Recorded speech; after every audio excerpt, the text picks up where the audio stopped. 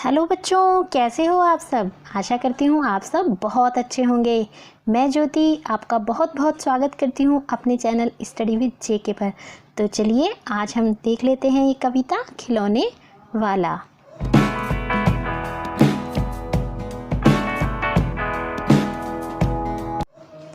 वह देखो माँ, आज खिलौने वाला फिर से आया है। कई तरह के सुंदर सुंदर नए खिलौने लाया है। हरा हरा तोता पिंजरे में गेंद एक पैसे वाली। छोटी सी मोटर गाड़ी है सरसर चलने वाली। सीटी भी है कई तरह के सुंदर खेल। चाबी भर देने से भग भग करती चलने वाली रेल। गुड़िया भी है बहुत भली सी, पहने कानों में बाली। छोटा सा टी सेट है, छोटे छोटे हैं लोटा थाली। छोटे छोटे धनुष बाण है छोटी छोटी तलवार। नए खिलौने ले लो भैया, जोर जोर वह रहा पुकार। मुन्नू ने गुड़िया ले ली है, मोहन ने मोटर गाड़ी। मचल मचल सरला कहती है माँ से लेने को साड़ी।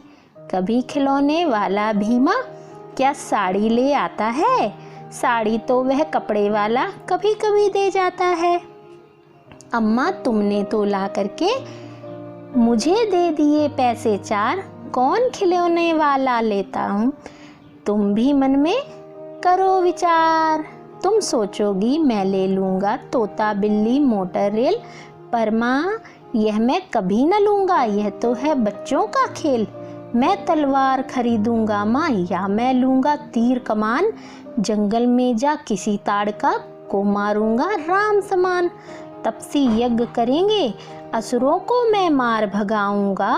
यूं कहते ही कुछ दिन करते करते रामचंद्र बन जाऊंगा।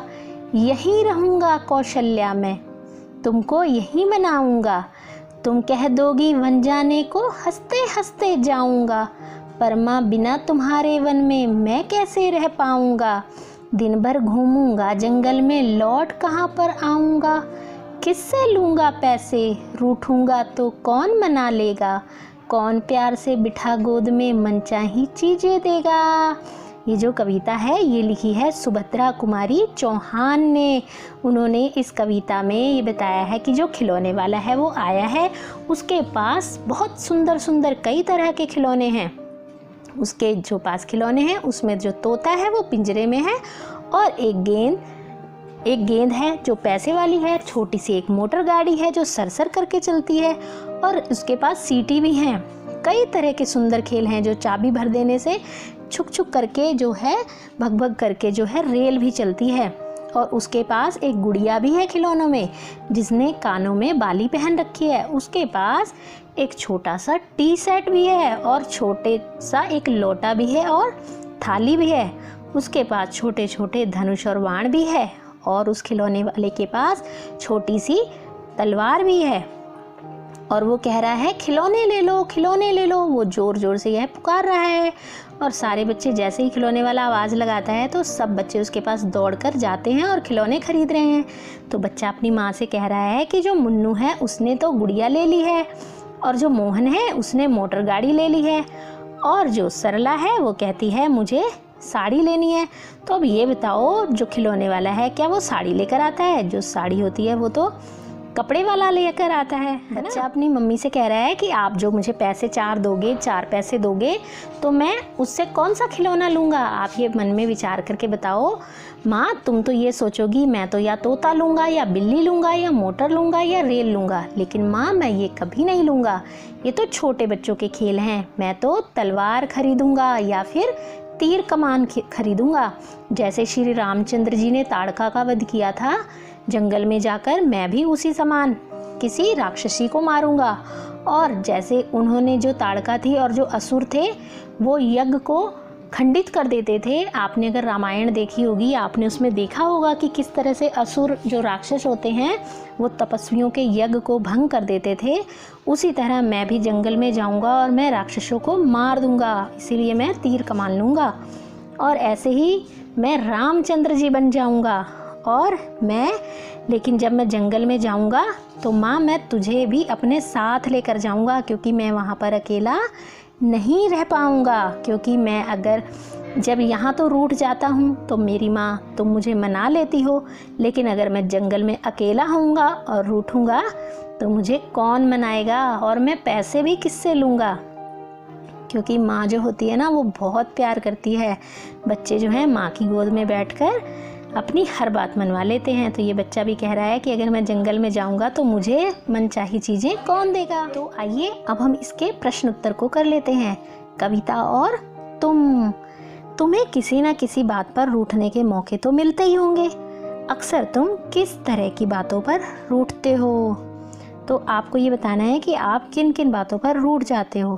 तो इसमें जवाब बच्चे कैसे देते हैं, वो बोलते हैं कि जब मम्मी पापा मुझे डांटते हैं या मेरा भाई मुझे टीवी नहीं देखने देता तो हम रूठ जाते हैं, तो मैं रूठ जाती हूँ।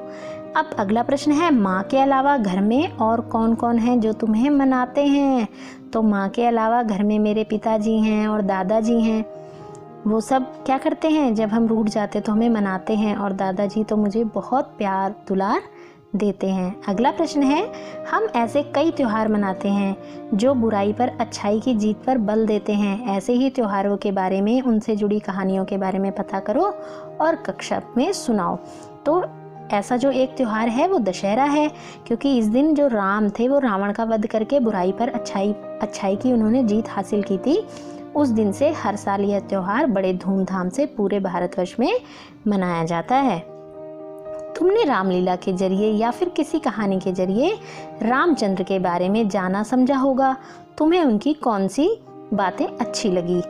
तो अपने माता पिता के प्रति उनकी जो आज्ञाकारिता थी ना, वो मुझे सबसे अच्छी लगी। माता पिता की वो बहुत आज्ञा का पालन करते थे। इसके अतिरिक्त और भी कई गुण उनमें थे जो मुझे बहुत अच्छे लगते हैं, जैसे उनका उच्च आदर्श, उनका त्याग, उनका धैर्य, उनकी कर्तव्य परायणता आदि। अगला प्रश्न है, नीचे दिए गए भाव कविता की जिन पंक्तियों में आए हैं उन्हें छांटो। खिलौने वाला साड़ी नहीं बेचता। अगला है इसमें खौ, खिलौने वाला बच्चों को खिलौने लेने के लिए आवाजें लगा रहा है। गौ नंबर है, मुझे कौन सा खिलौना लेना चाहिए, उसमें माँ की सलाह चाहिए। और नंबर घ है, माँ के बिना कौन मनाएगा और कौन गोद में बिठाएगा। तो इसमें कैसे करेंगे, इसको लिखेंगे। क में लिखेंगे, कभी खिलौने वाला भी माँ क्या साड़ी लेकर आता है, इस तरह से लाइन दी हुई है ना। और नंबर ख में कैसे दिया है, नए खिलौने ले लो भैया, जोर जोर वह रहा पुकार। और नंबर ग में कैसे लिखेंगे, कैसे लिखा हुआ है कविता में, लिखा है कौन खिलौने लेता हूँ मैं, तुम भी मन में करो विचार। अगला कैसे करेंगे, तो कौन मना लेगा, कौन प्यार से बिठा गोद में मनचाही चीजें देगा। अगला है, मूंगफली ले लो मूंगफली, गरम करारी टाइम पास मूंगफली। तुमने फेरी वालों को ऐसी आवाजें लगाते जरूर सुना होगा। तुम्हारी गली मोहल्ले में ऐसे कौन कौन से फेरी वाले आते हैं और वो किस ढंग से आवाज लगाते हैं, उनका अभिनय करके दिखाओ, वे क्या बोलते हैं, उनका एक संग्रह तैयार करो। तो ये जो है, इसमें आप कुछ भी फेरी वालों का आप नाम जोड़ सकते हैं और उनका अभिनय जो है अपने घर में अपने माता पिता के सामने आप कर सकते हैं, है ना। तो जैसे अगर कोई कबाड़ी वाला आता है, वो कैसे बोलता हुआ आता है, कबाड़ी कबाड़ी वाला, रद्दी पेपर वाला, ऐसे बोलता है ना। और सब्जी वाला कैसे बोलता है, 10 का 1.25 किलो आलू ले लो, हरे भरे मटर ले लो, प्याज ले लो, है ना, ऐसे करके बोलता है। और जो फल वाला आता है वो क्या बोलता है, इलाहाबाद का बढ़िया मीठा अमरूद ले लो, सेब ले लो, संतरा ले लो, चीकू ले लो, है ना। या फिर बोलते हैं बम्बैया आम ले लो, संतरी आम ले लो, लंगड़ा आम ले लो, ऐसे करके बोलते हैं ना फेरी वाले। तो इस तरह से आपको उसका अभिनय करके दिखाना है। अगला है खेल खिलौने। यहाँ पर जो कुछ खेल खिलौने के नाम लिखे हैं, तो उनमें से आप कौन से खिलौने को लेना पसंद करोगे और क्यों। गेंद, हवाई जहाज, मोटर गाड़ी, रेलगाड़ी, फिरकी, गुड़िया, बर्तन सेट, धनुष बाण, बल्ला या कुछ और। कुछ बच्चे तो जो लड़कियां होंगी वो तो गुड़िया लेना पसंद करेंगी, और जो लड़के होंगे वो गेंद भी ले सकते हैं, धनुष बाण भी ले सकते हैं। कुछ बच्चे रेलगाड़ी लेना पसंद करेंगे। तो ये आपको अपनी पसंद से लिखना है कि आप कौन सा खिलौना लेना पसंद करोगे और क्यों। जैसे कि अगर हम बात करें रेलगाड़ी की, तो हम उसमें ऐसे लिखेंगे, मैं रेलगाड़ी लेना पसंद करूँगी क्योंकि चलते समय जो छुक छुक की आवाज़ निकलती है वो मुझे बेहद अच्छी लगती है। अगला है कि तुम अपने साथियों के साथ कौन कौन से खेल खेलती हो। तो ये आपको अपनी बताना है कि आप अपने साथियों के साथ कौन कौन से खेल खेलती हो। जैसे ज़्यादातर बच्चे क्या खेलते हैं अपने साथियों के साथ, कबड्डी खेलते हैं, लुका छिपी, खो खो, बैडमिंटन, है ना। सारे खेल खेलते हो, कुछ बच्चे रेस भी लगाते हैं। अगला है खिलौने वाला। खिलौने वाला शब्द जो है संज्ञा में वाला जोड़ने से बना है। नीचे लिखे वाक्यों में रेखांकित हिस्सों को ध्यान से देखो और संज्ञा, क्रिया आदि पहचानो। तो संज्ञा क्या होती है, आपको पता है ना संज्ञा क्या होती है। किसी भी जो व्यक्ति, वस्तु या स्थान का नाम होता है उसको संज्ञा कहते हैं। और जब हम उसमें वाला शब्द जोड़ देते हैं किसी चीज़ में तो वो क्या बन जाता है, किसी शब्द में अगर वाला जोड़ देते हैं तो वो संज्ञा बन जाता है। जैसे पान वाले की दुकान आज बंद है, मेरी दिल्ली वाली मौसी बस कंडक्टर है, महमूद 5 बजे वाली बस से आएगा, नंदू को बोलने वाली गुड़िया चाहिए, दाढ़ी वाला आदमी कहाँ है, इस सामान को ऊपर वाले कमरे में रख दो, मैं रात वाली गाड़ी से जम्मू जाऊंगी। इसमें इन शब्दों को देख लेते हैं। पान शब्द क्या है, संज्ञा है। 5 क्या है, विशेषण है। दाढ़ी संज्ञा है, रात भी संज्ञा है, दिल्ली भी संज्ञा है, बोलना क्रिया है, ऊपर क्या है, क्रिया विशेषण है। ऊपर वाले कमरे में रख दो तो ऊपर क्या है, क्रिया विशेषण है।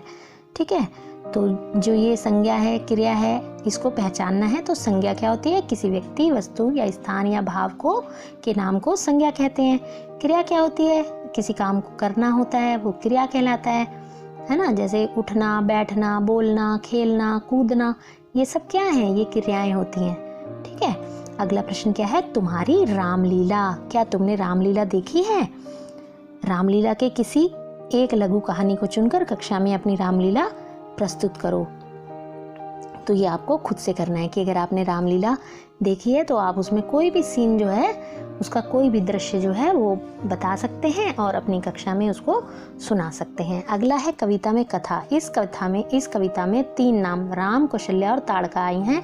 ये तीनों नाम किस प्रसिद्ध कथा के पात्र हैं, तो ये आपको बताना है। ये जो शब्द हैं ये तीनों किस कथा के पात्र हैं। राम, कौशल्या और ताड़का जो शब्द आए हैं वो तीनों ही रामायण की प्रसिद्ध कथा के पात्र हैं। अगला प्रश्न है इसमें, यहीं रहूंगा कौशल्या में, तुमको यहीं बनाऊंगा, इस पंक्तियों का कथा से क्या संबंध है। तो ये इसमें आपको किस तरह से बताना है। जो स्वयं को तो राम मानता है और अपनी माँ को कौशल्या के रूप में देखता है, लेकिन वह राम की तरह वन जाने को तैयार नहीं है, बल्कि वह माँ कौशल्या के पास घर में ही रहना चाहता है। अगला प्रश्न है इसमें, इस कथा के कुछ संदर्भों की बात कविता में हुई है, अपने आसपास पूछकर इनका पता लगाओ। तपसी यज्ञ करेंगे, असुरों को मैं मार भगाऊंगा, तुम कह दोगी वन जाने को, हंसते हंसते जाऊंगा। तो उसमें वो क्या कह रहा है कि वन में जो तपस्या करने वाले ऋषि मुनियों को राक्षस परेशान करते थे, उनकी शांति भंग करते थे। राम ने उन राक्षसों का वध किया, जिसके बाद वे फिर से शांतिपूर्वक तपस्या करने लगे। अगला जो है कि तुम कह दोगी तो वन जाने को हंसते हंसते जाऊंगा। तो इसका मतलब क्या हुआ कि जो रामचंद्र जी थे वो अपने माता पिता के आज्ञाकारी पुत्र थे, और आज्ञाकारी पुत्र की तरह उन्होंने क्या किया था, 14 वर्ष के लिए वन को जाना स्वीकार कर लिया था। वनवास को चले गए थे राम 14 वर्ष के लिए। आपको ये अध्याय कैसा लगा? अच्छा लगा हो तो इसको लाइक ज़रूर कर दें, अपने दोस्तों में ज़्यादा से ज़्यादा शेयर करें। जो लोग चैनल पर नए हैं चैनल को सब्सक्राइब कर दें। जल्द ही मिलेंगे हमारे नेक्स्ट वीडियो में। Till then bye.